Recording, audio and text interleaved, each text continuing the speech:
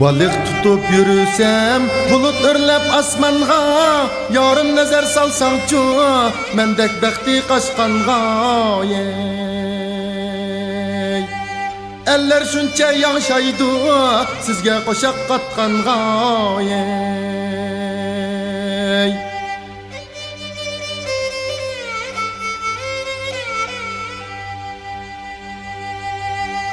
Salıp verdim kıyak ot, kotandaki ulakka, yarni suğa çıkar dep, arkadaki bulakka.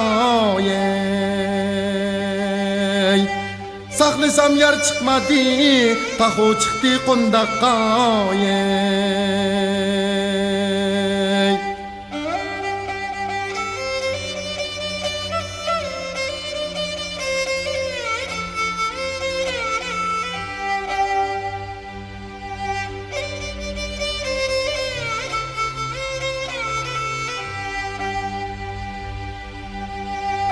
Yarım ravan boluptu, meni taşlap çarada, işçiniz ağrımamdı, mendek köngli yaraga.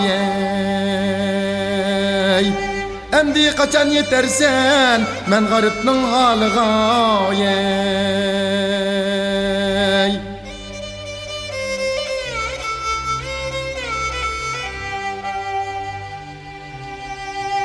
Bir gün saklap men yarni, gizanımı yemedim, içindeki derdimni, hiç kişiye demedim.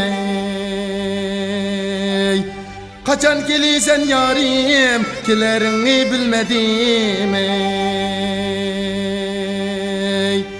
Kaçan gelisen yarim, kilerini bilmedim.